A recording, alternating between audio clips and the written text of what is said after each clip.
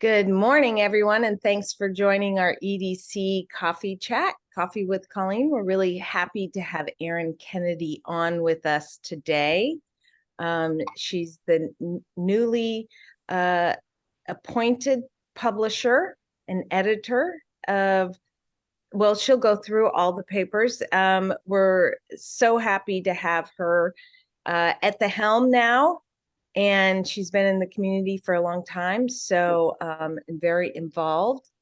So a few housekeeping items very quickly.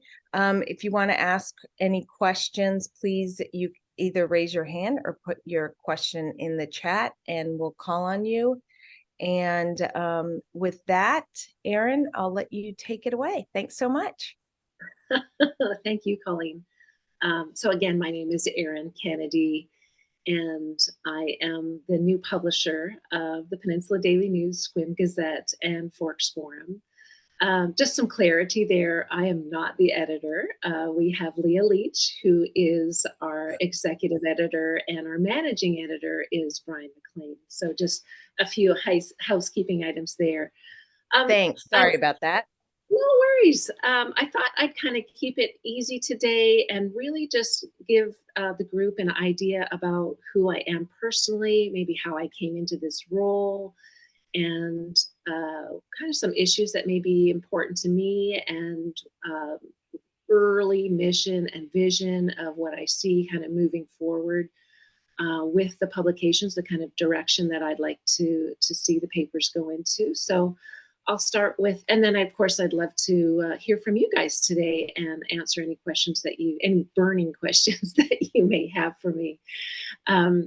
So my history of me is I was born in London, England, raised in Canada, across Canada, and when I was 21 years old, I graduated from the British Columbia Institute of Technology, and at that time became a fresh-faced 21-year-old kid that went into the newspaper business. I started in circulation, about 8 or 9 years in circulation, and where we managed about 500,000 newspapers going door to door.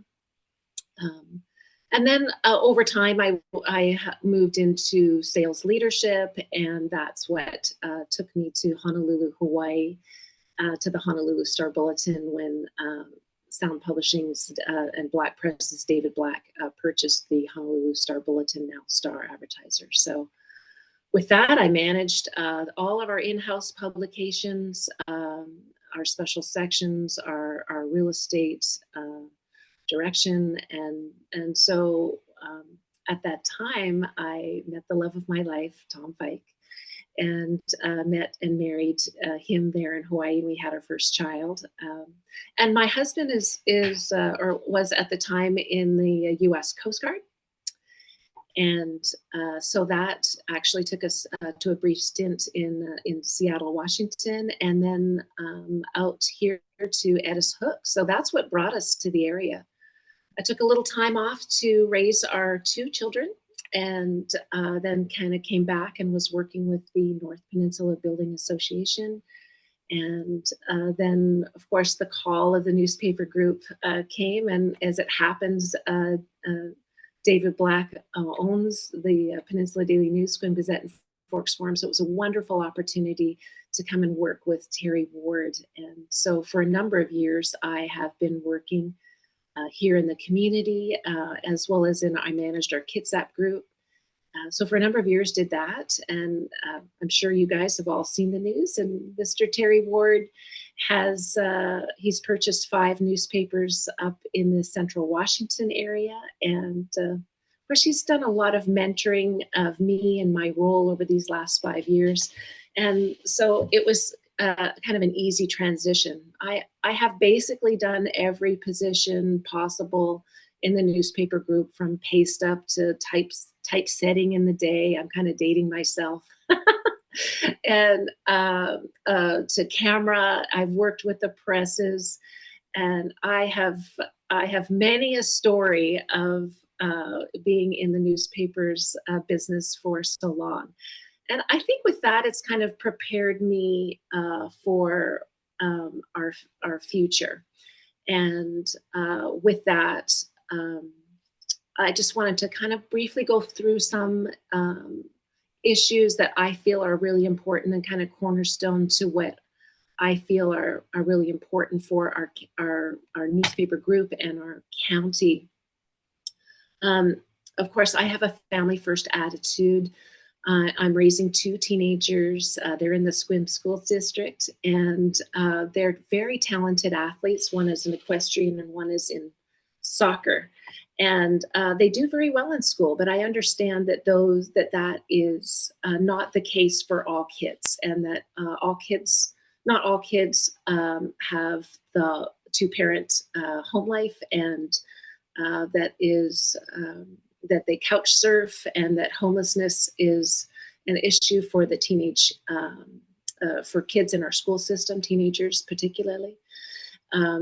And so I see myself focusing on improving the life of our young adults that are coming up. There is a gap. Of course, I'm sure you've heard Dr. Susie Ames from Peninsula College talk about the gap of kids that are coming out of high school now that are not going into college, that they have kind of lost a little bit of hope here. So I want to be a stakeholder in giving our kids and the next generation hope for moving forward.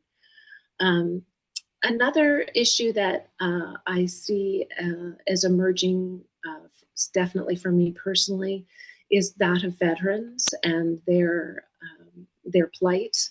Of course, my husband is a veteran of the U.S. Coast Guard. My father is a Second World War veteran for America and for Canada. He was a naval aviator. He commanded the HMCS Marguerite. So I grew up a Navy brat and an Air Force brat, and you name it, and lots of different places. But I've also been in France and Belgium. I've walked the battlefields of the First World War. I have stood in the bunker where John McCrae wrote the famous poem Flanders Fields.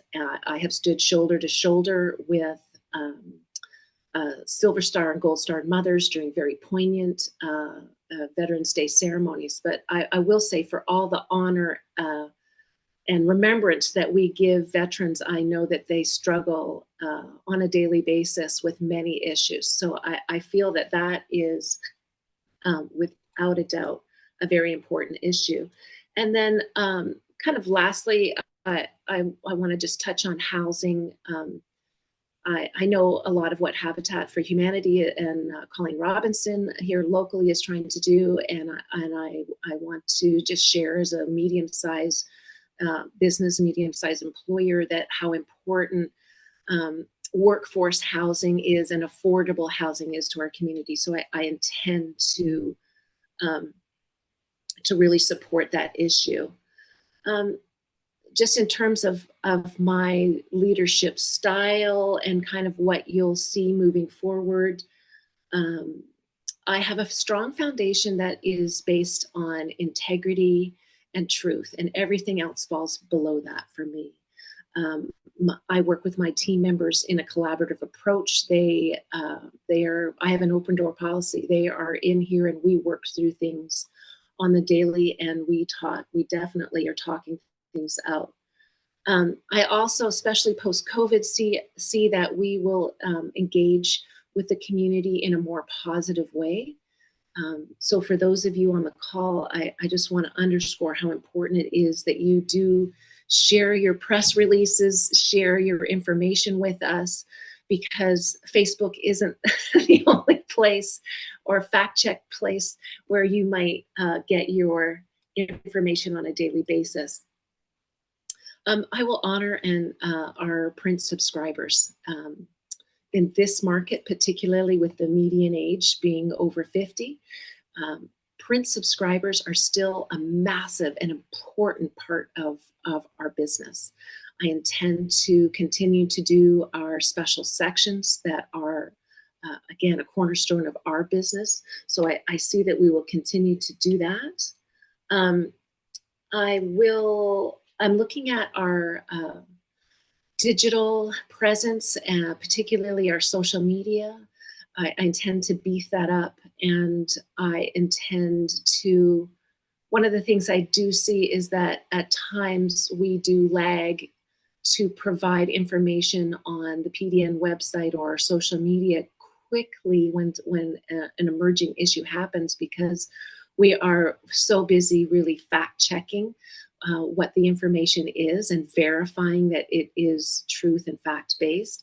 So I will see that we will be finding more of a way to give you early information and a little bit more frequently.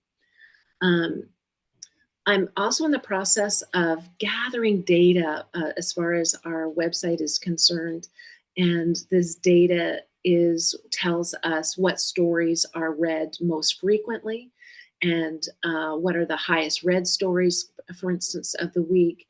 And not to say that we're definitely going to use that information to write more of those stories, because often they're emerging news, but really to say that we're going to target our news coverage toward what the readers are very interested in reading. An emerging issue, well, actually, it's not an emerging issue. It's a long time issue, and that is wages in the newsroom. Journalists are among the lowest paid occupations in the nation, and so I'm finding ways to increase their wages, and so that's another issue that I want to work through.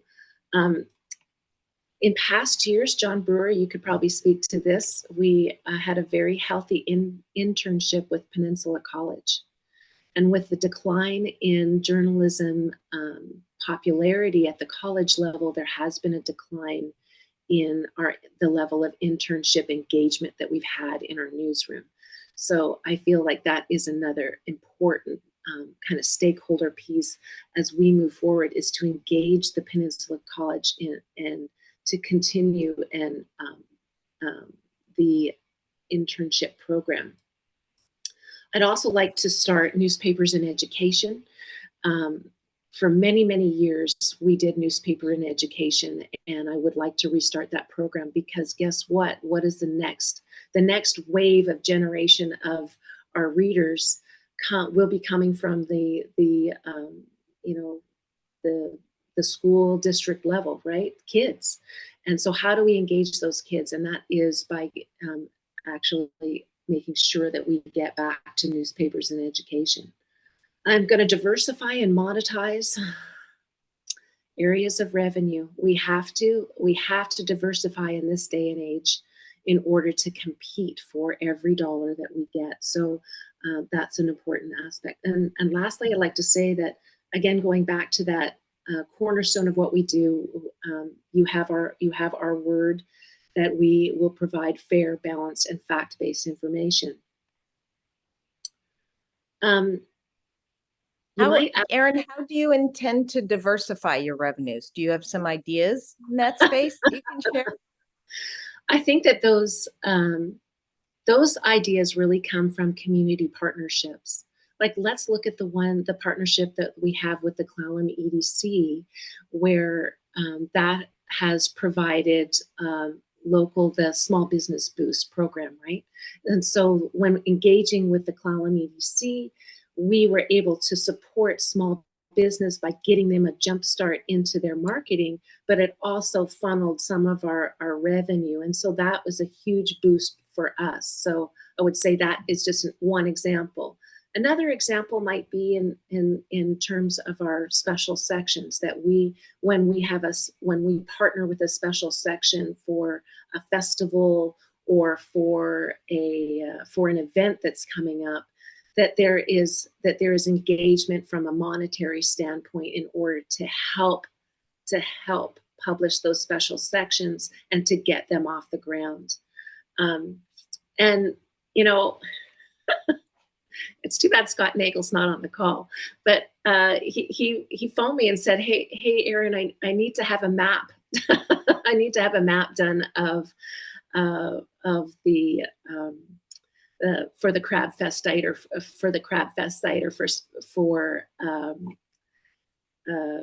for festivals in the future. And I said, yeah, sure. You know what? We'll absolutely figure that out for you. It comes down to offering parking or renting out space, or again, it has a lot to do with what our community engagement is, and their support of what we do. So just kind of touching base, you probably another question that might be on many of the minds of people on this call are, how is the business of journalism doing financially? And the answer to that lies in that you've probably seen the news where 2 newspapers across America are closing their doors on a weekly basis now at this point. It's harder than ever, especially post-COVID. Now, locally, there's a couple things in our favor. One is that although we did see during COVID a huge reduction in the number of inserts that we have in the Peninsula Daily News, Swim Gazette, and Forbes Forum, and a reduction in our local ad revenue, that we did see an increase in 2 areas. One in our digital and our programmatic advertising. So there's digital advertising on our websites, and then there's digital advertising for the rest of the world. So we did see an increase in that, and we did see an increase in the number of our digital subscribers. But unfortunately, that isn't kind of coming fast enough to recoup the losses that we are feeling on the print side. Of course, news deserts are they're a thing of not necessarily the past, but they definitely are the future. And I feel that one of the things that is in our favor is definitely the demographics of our market, and the fact that we have a loyal bunch of subscribers, whether in print or online, and they are continuing to support our publications and are in digital and in print. One of the other things that's happening is that, and I'm just going to read a little bit here so that the group really understands what we're doing for locally and national journalism, and that we are supporting a bill in the House that's called the Community News and Small Business Support Act. It was introduced last month by U.S. Representatives Susan Delbean and Claudia Tenley. And so here's what this program is going to do if it passes, and that it's going to provide 2 tax credit programs. One where small business can apply for a tax credit up to $5,000 for the first year, $2,500 for the second year, for the next 4 years to help pay for their advertising. And then the second part of this is that we as a newspaper group can also apply for a payroll tax credit of up to $25,000 for each local journalist in the first year, and $15,000 for the following 4 years. So if there's anything that I could ask of the people on this call today is to really to support, and of course I'll be reaching out again to Congressman Kilmer to support this very, very important program to pass that through.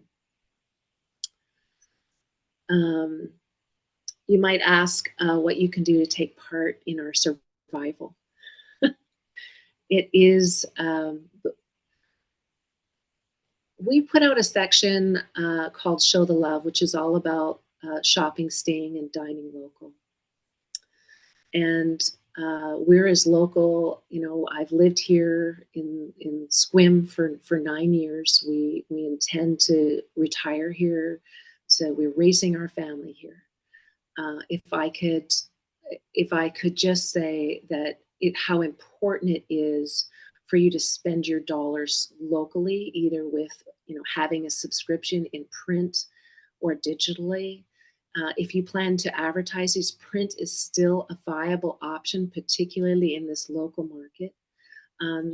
Digitally, the Peninsula Daily News has the largest website on the Olympic Peninsula. We have upwards of 1 million page views every month. those eyeballs are the eyeballs that can be used for marketing and for branding your business with a trusted local news source. So I feel that if there is anything that I could ask of people on this call, it would definitely be to support, because guess what? David Black isn't in the back room. If I don't make budget on a weekly or annual basis, he's not writing a check to say, hey, Erin, that's okay. And that's happening across America. So that's why we need to partner with our local community stakeholders to support local journalism. If you're buying ads on Google, then that money goes up to Google on a national level. But if you're buying ads through Sound Publishing, through the Peninsula Daily News, Squim Gazette, and Forks Forum, then that money goes back into our community.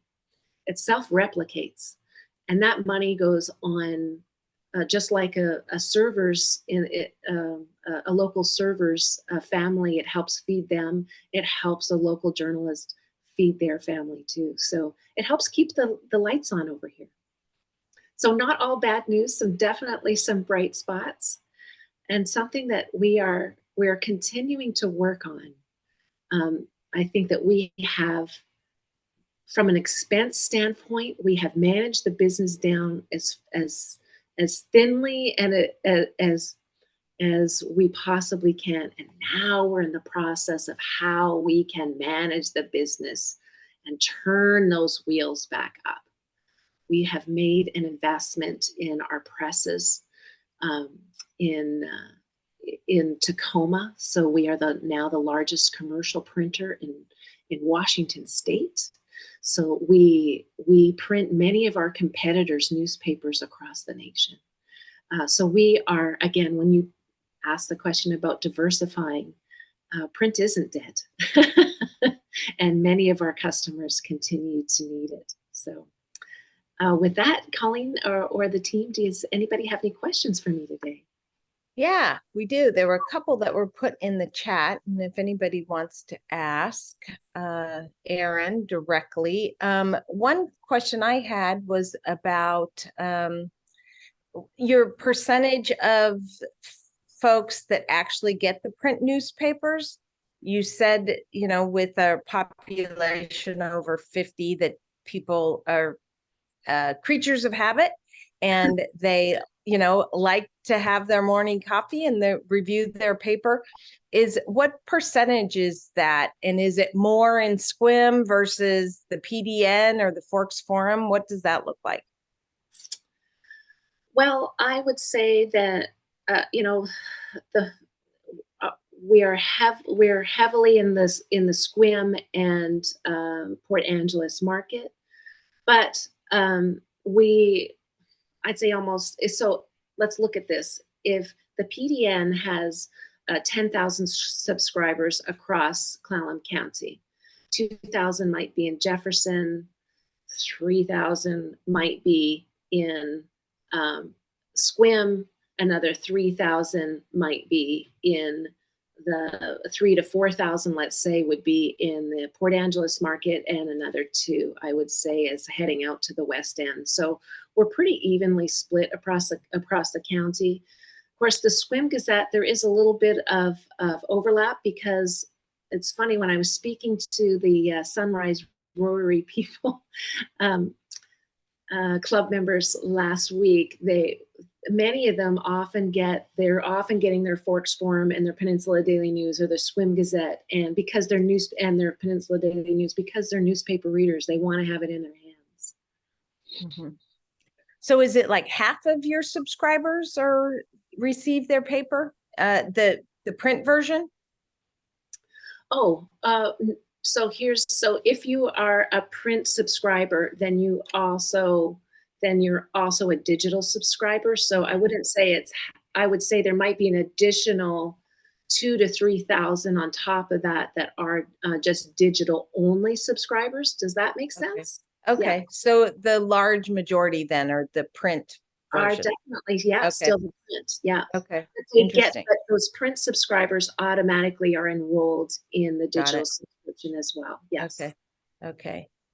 All right. And let's see, we've got some other questions in the chat, and Darlene has her hand raised. Darlene, do you want to ask a question? Yes, thank you. So I'm not from the business world. I'm more from the environmental and political, but of course that affects business and the health industry. I'm getting from some of my friends some questions about, and of course they should go to you, not me, of why there are less letters to the editor being printed now. And also, I've been a subscriber for almost 40 years. I really appreciate this paper, and I do want to see it succeed. But all of a sudden, if I'm sending some news stories, I'm not getting a response from anybody. It doesn't matter if I call them or if I email them repeatedly, I don't hear back. And that's the first time in all my experience with the paper that this is happening, and I don't know what to do about it. Well, thanks for your questions, Darlene. So your first question was, and let me just start by saying thank you for your 40-year subscription to the Peninsula Daily News. Almost 40, actually 37. It's funny how many people I run into that say the same thing.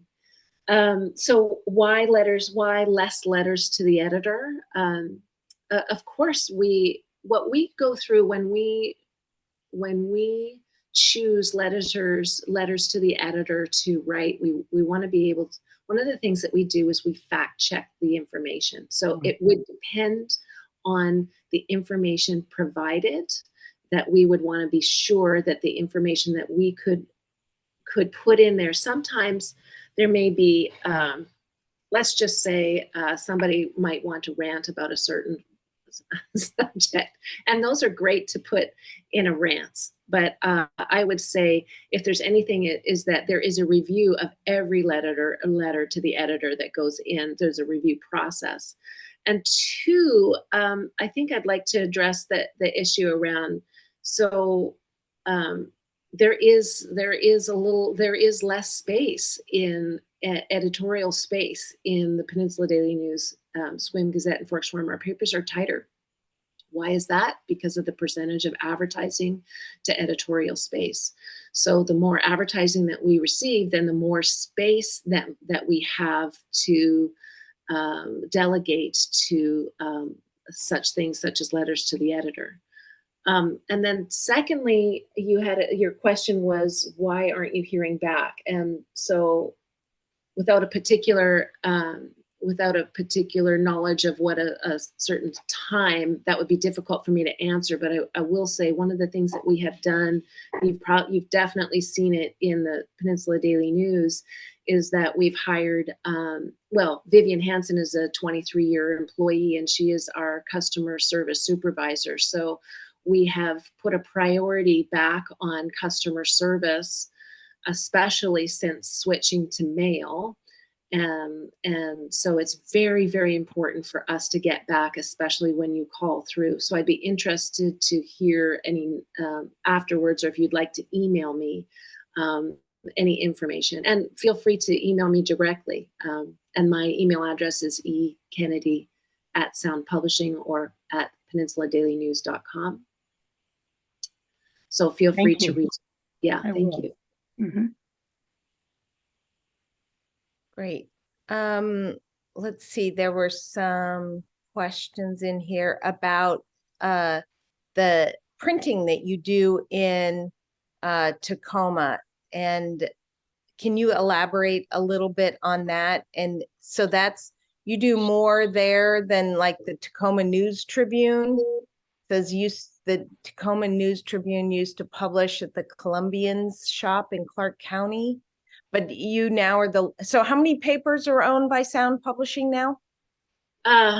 We have a group of 42 newspapers in Western Washington. So we So as far as the printing is concerned, yes, we are taking on some of these bigger jobs now, and that not bigger jobs, but our competitors' jobs, in order to, because printing, some of these other businesses are, especially during COVID, they've had a tough time with their printing, and so we have kind of doubled down in a different direction to offer that print service, and we are competitive in our pricing with others. So if we're not printing some of these other newspapers, we will be very shortly.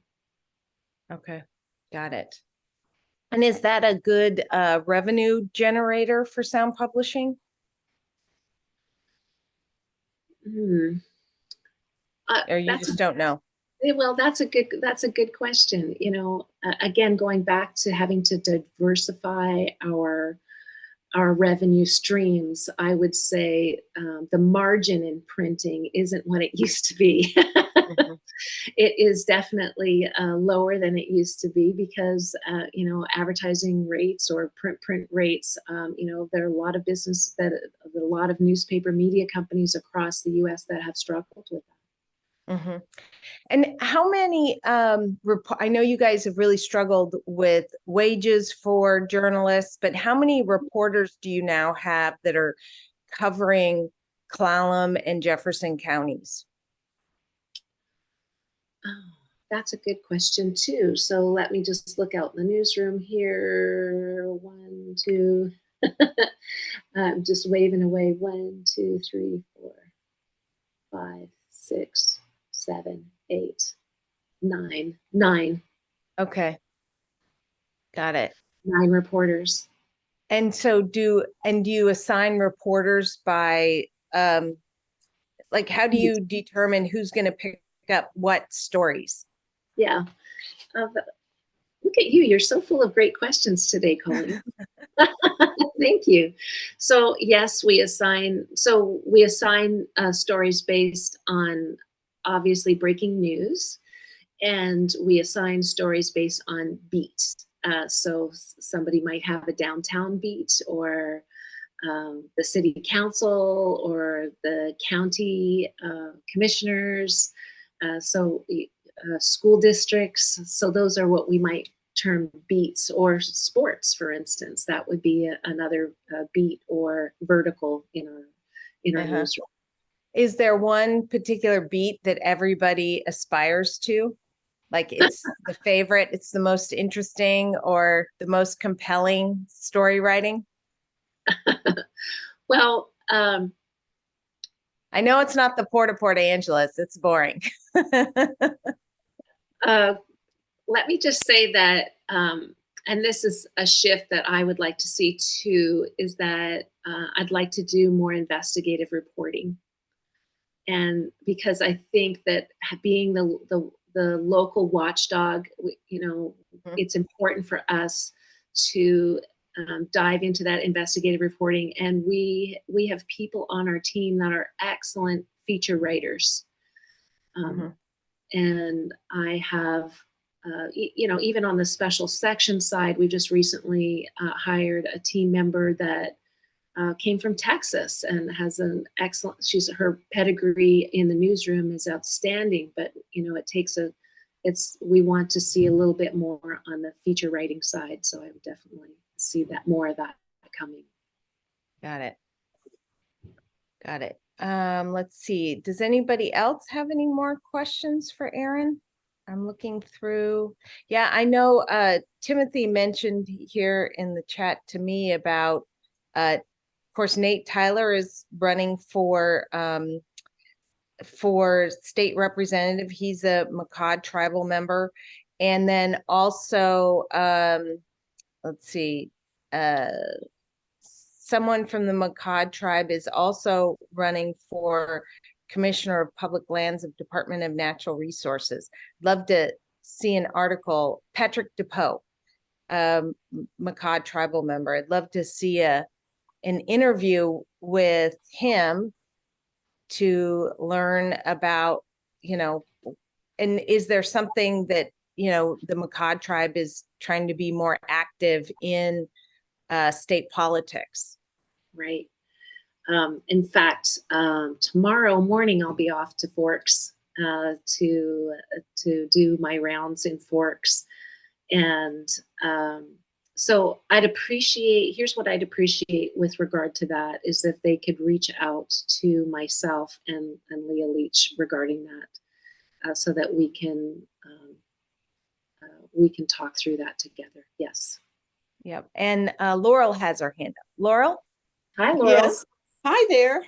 This isn't a question, it's more of an observation or statement. I have read the Daily News and the Forks Forum and the Swim Gazette in paper versions for years and years, as I'm sure many others on this call have.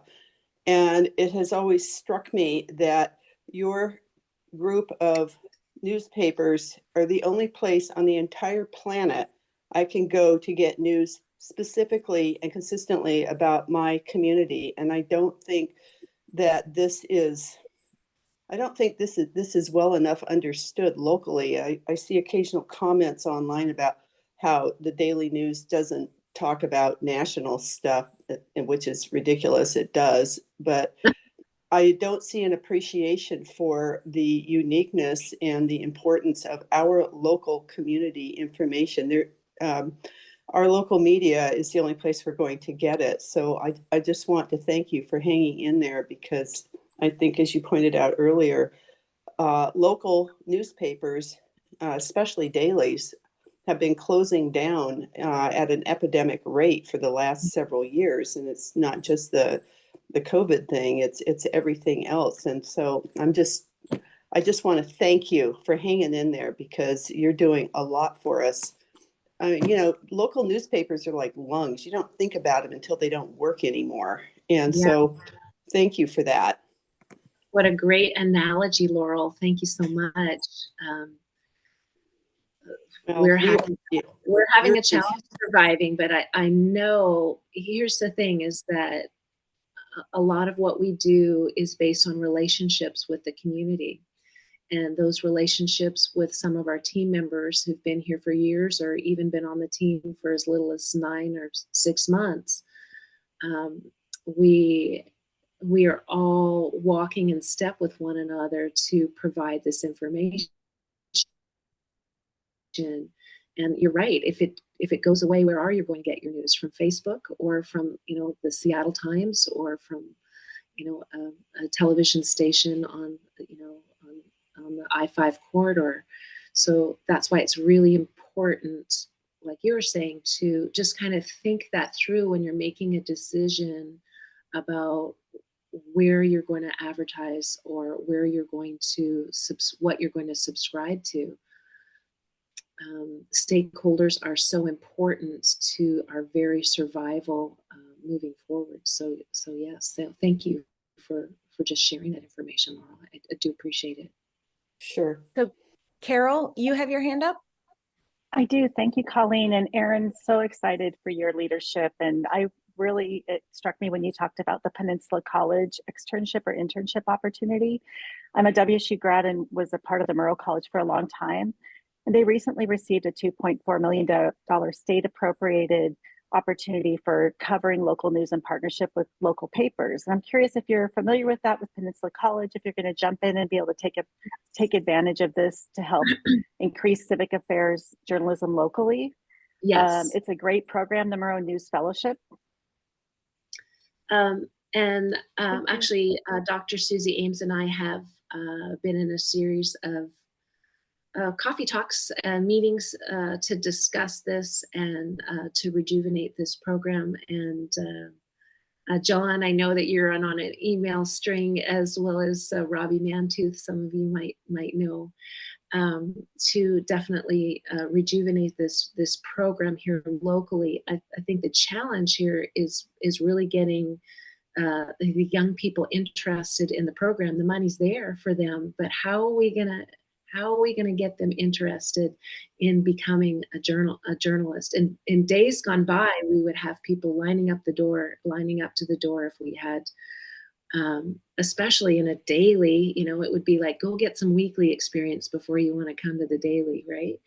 So we had people lined up, but we're having to grow these people, grow reporters from grassroots here locally. So yes, thank you. That is definitely on my radar, particularly about rejuvenating, because the more interns. One of the best interns that ever came out of the Peninsula College program was actually Jesse Major. And Jesse Major came out of that program, and so again, we want to make sure that we invigorate that program. So I'm in active talks about getting it started. Wonderful. Thank you. Thank you. Yeah, and we've done quite a bit of research and have found that it's $26 an hour plus benefits are needed to be able to pay rent and the basics of life in Clallam County, and a little bit higher in Jefferson. And so I know that isn't probably the starting wage for a journalist in our county.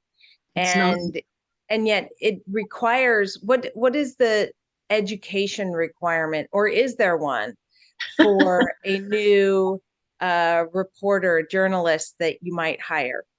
Yeah, I would say the minimum, and that's one of the things actually that I noticed in Peninsula College is often they have like stacking programs, stacking degrees to your programs, and so I would say it would be a minimum of 2 years of a post high school education in order to be on our floor. And if I look out here, a lot of what our journalists are doing is, a lot of it has to do with the passion that they feel either for serving our local community, and that they love to write. So great. And on that note, I noticed that Murrow News Fellowship, they go to Peninsula, they get in the program, and if they have to complete it within 5 years, it looks like they'll receive $55,000 annually with benefits. They'll be employees of WSU, and then they'll get stipends for travel and equipment to do their news reporting. So I don't know if that's $26 an hour, but it's something. Just over 54,000 is about 26. Yeah. Would you, Carol, would you mind sending that to me, that link to me? Of course. Thank you. And I know Ben Shore, the professor and the dean, if I can do anything to help support you, I'll do it. Yeah, thank you so much. Great to make that connection with you today. Lori. Hello, Erin. Thank you again for, sharing this morning at such short notice, because we've been gone for a couple weeks. Those of you that don't know, Erin serves as one of our executive board members on the Dungeness Valley Chamber. She is my current president-elect, and so she'll step in the president role this next year, and I'd like all of you guys to be aware of that. One of the other things is, Erin, I have an app on my phone for, I think it's Newsbreak, and so I receive push notifications. If I did not hear you say, is there a platform or an app through Sound Publishing that we can get push notifications? Because that is a great way for me to keep informed without having to go to my computer, log in. And if you mentioned that, I missed that piece this morning. That's okay. So Peninsula Daily News does have a news app, which you can download and place on your phone. But we're working on the push notifications aspect of that app. So yes, again, that's another area that I see that we will be having moving forward. How does that Newsbreak app get stories? I've seen some stories from KONP's news feed, but I don't think I've seen anything come from Peninsula Daily News. Is that something you have to agree to with them? Well, I think here's the thing, and this is what we find with news all over the world, is that the local news that we produce, the content that is paid for locally and goes up on our websites. I mean, that's why we have a payroll, but oftentimes that information is taken from us and used on a more national level. And it's great in some respects, because if it's a particular news story that needs national coverage, then yes. But we don't receive a dime for any information that is taken from another site to promote on in a different manner. Got it. Got it. Okay. Does anyone have any further questions of Eran? Not seeing anything in the chat, and there aren't hands up. So it looks like we finished about 10 minutes early. Wow. And so we'll give everybody those 10 minutes back. And Eran, again, thank you so much, not just for joining us, but I think your vision, your grace, and your passion for the community is really wonderful to have at the helm. Thank you. I'm excited. I'm excited with what we have ahead of us, and I do again appreciate our partnership here with the community. So Wonderful. Okay, thank you very much, everyone. Have a great great week. day. Bye. Bye-bye. Thanks, Eran. Thank Great you. job. Bye. Great job.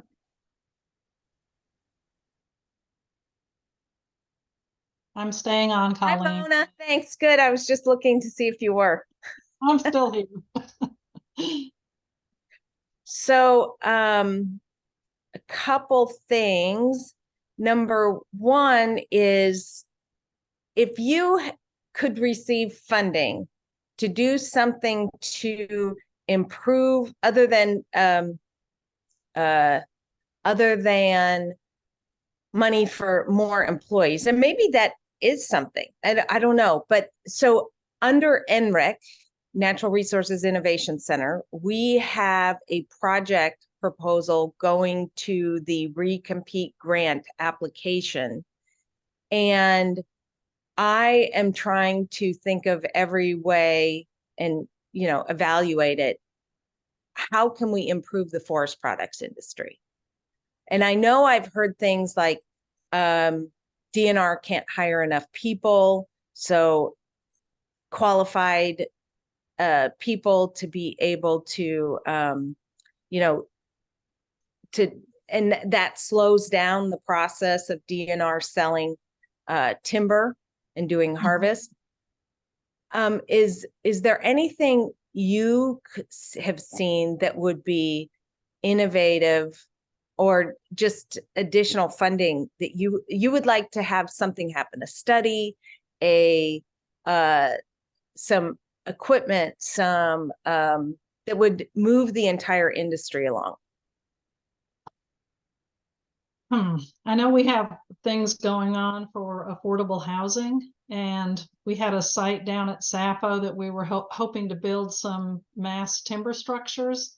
The funding for that did not come through. Okay. So I think they're going in other directions. Oh, goodness. So like a proof of concept or was it just, so I know EDA will not allow you to fund housing in any way. Okay. However, if it was a proof of concept for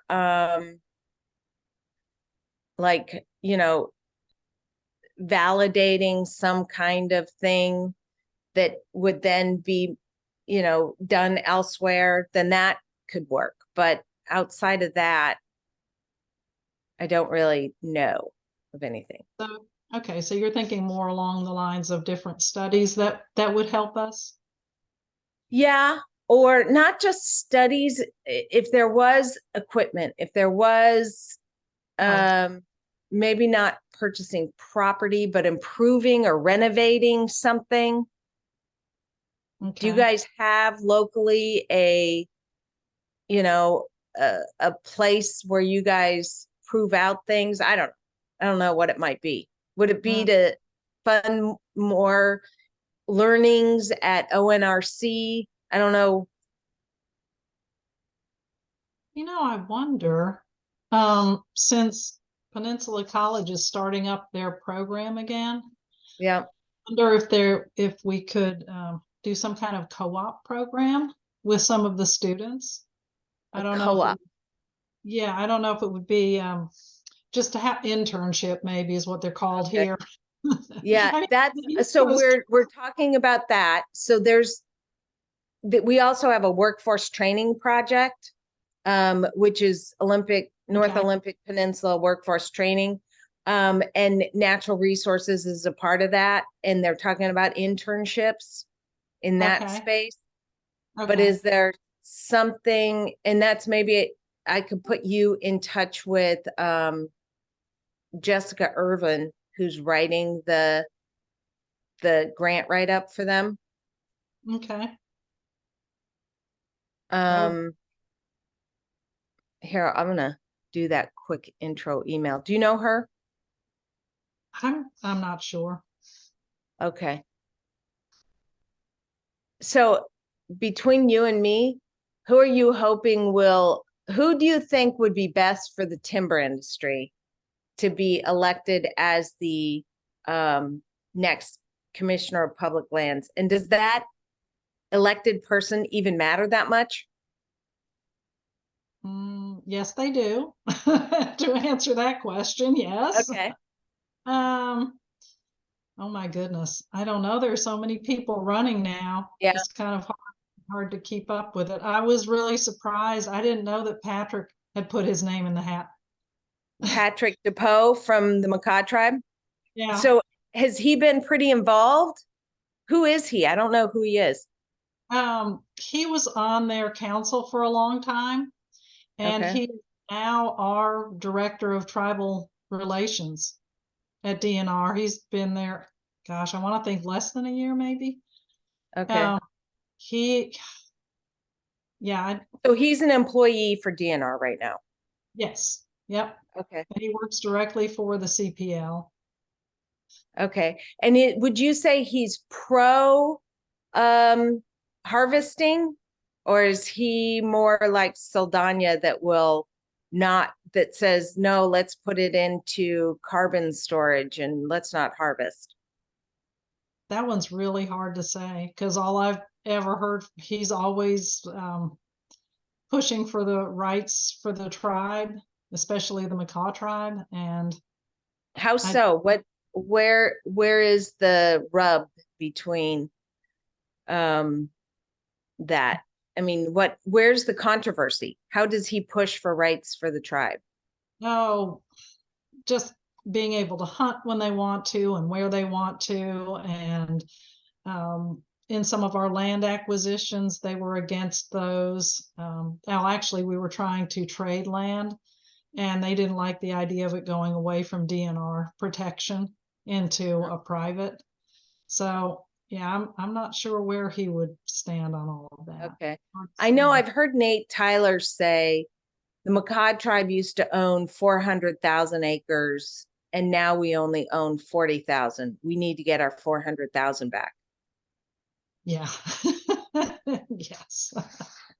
Well, but the problem is we've tried to sell them land that's even very close or in their reservation, and they've never moved on it. So I don't know if it's a funding thing or what.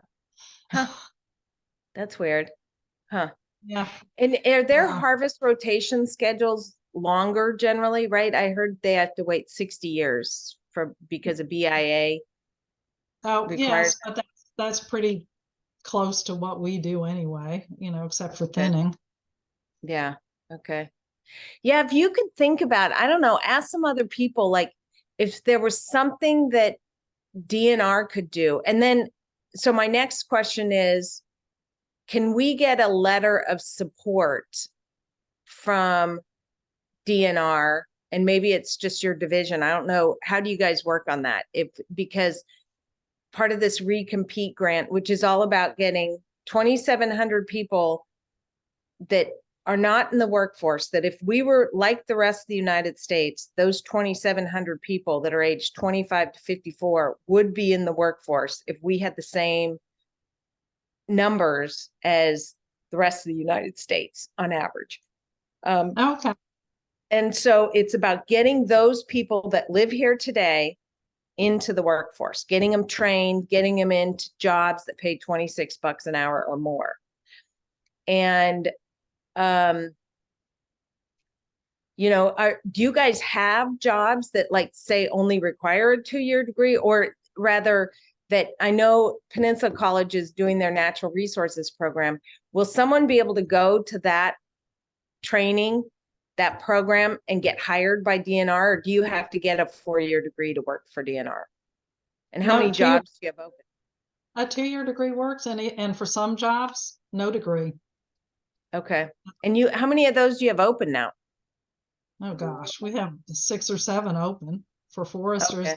The main problems that we have run into, one is the housing, huge, and that's a lot of the rental because they can't afford to buy a house. They're not sure they want to stay. And the other thing that happens to us, the spouse can't find work, or Yeah. they're single people and they can't find anybody to date. And so they're like, oh, okay, we're out of here. Yeah. So this is about getting people that already live here, that already have a home somewhere, back Okay. into the workforce. So it's not about moving people here. Okay. And this, part of what we're hoping to fund is an advanced CLT product that the Composite Recycling Technology Center has produced, Uh-huh. and creating ADUs out of that. Oh yeah. So I think that, that could certainly help. But then in the forest products industry in general, there is there's just a lot of how do we maximize resources, minimize waste, and how do we shorten the logistics of this? The port wants to put in what's called a spud barge in CQ and potentially look at La Push, so Okay. that you really Wow. reduce the truck distance. And then the beaver mill, they're looking at doing cant logs. And then they would barge those logs down to Southern California. And then they have something called the human soil product that it turns into basically humus after 6 months, and they sell that for $38 a ton, I want to say. I don't know, but they've already got a $47 million contract with Dubai. Oh. So but they want to be selling down into the California vineyards because it's got this microbial whatever in it and blah blah blah. So I'm just trying to figure out how to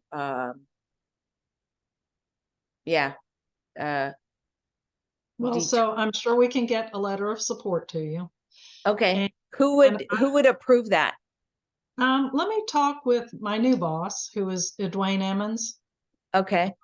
and he is the deputy of state uplands, the assistant of state uplands. So any ideas you have? I mean, because we could get you $1 million okay. for something. And what if it was to improve the way harvests are done, to improve, I don't know. We've got the workforce training component, and that's over there, and they're doing that. And I'm going to put you in touch with Jessica so she writes it up so that it would work well also for DNR.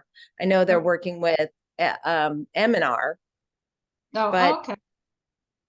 But how can it be written up? And 6 or 7 jobs isn't enough, isn't that many to say, we're trying to find jobs for at least 1,000 people. And they say, you don't, but if there were, trickle down effects, if we could do this, then that would enable this company to hire, X many people. So it's more about like, if it's got to be under $50,000 per job. Okay. And that's fine. $25,000 per job is better, but you have to make that connection. Okay. All right. So I'm Okay. going to email you and Jessica a really quick thing, quick introduction, sloppy introduction. And what is your exact title, Mona? Yeah, I don't even like my title anymore. Okay. Special projects or something. Lame. Okay. I'll just say Mona from DNR and Forks. Yeah, well, That. and actually it's not in Forks, and it's Oh, yeah, I work for Olympia now. oh, do I you? work I did not know that. Yeah, and that's another thing that you might want to spread the word about is they are recruiting for a new region manager. Oh, Yep. really? Okay. Yep. I asked if I could switch jobs because the stress was taking a toll on me physically. Uh-huh. So Uh-huh. anyway, so I'm Yeah. working for division in their state uplands group. Okay. Got it. But Okay. as far as you were talking about the CLT product for ADUs, and Yep. we were looking at putting in some 4 or 5 different units down in Sappho. Mm-hmm. And I don't know if you're interested in talking to somebody up in Olympia about that. Sure. Yeah, we should get Dave Walter on that. They want to, so right now they've got a $5.4 million contract to prove out the, have you seen his presentation? Mm-mm. Okay, he's got this thermal modification unit that has just arrived, and that's, close to $1 million. They created working with the Makah tribe, they created a small mill and kiln for the Okay. Makah tribe. And so the Makah tribe is providing them lumber to build these advanced CLT panels that are 4 by 4 feet, so they can be lifted by a person or two people rather than crane lifted. And they put strips of actually, I'm going to show you some. Let me find it and I will show it to you really quick. I gotta watch the time here, but I got a 9:15. I'm supposed to be at another. That's okay. Oh, are you right now? I'm sorry. No, that's okay. Okay. So yeah, what we were looking at is building some kind of ADU type structures there that would work for firefighters or for people coming in who needed kind of temporary housing or even some permanent housing. Okay. Yeah.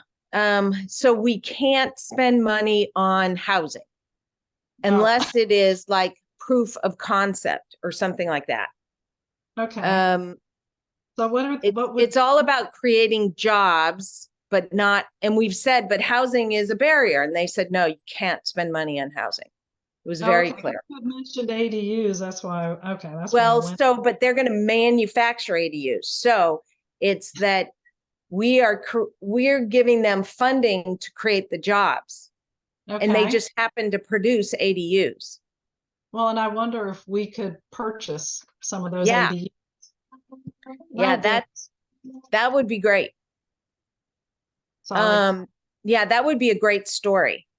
Yeah, and yeah, so that would be, I would love to find out more about that and cost and everything. And then there is somebody up in Olympia who's working on this. Okay, terrific. Yeah, they're at the front end of figuring everything out. So, okay, I am going to send an email to you and Jessica Irvin, and Mona introduction. Okay. And I'm just going to say Mona was the former regional director. Is that right? Region manager. Region manager in Forks for DNR,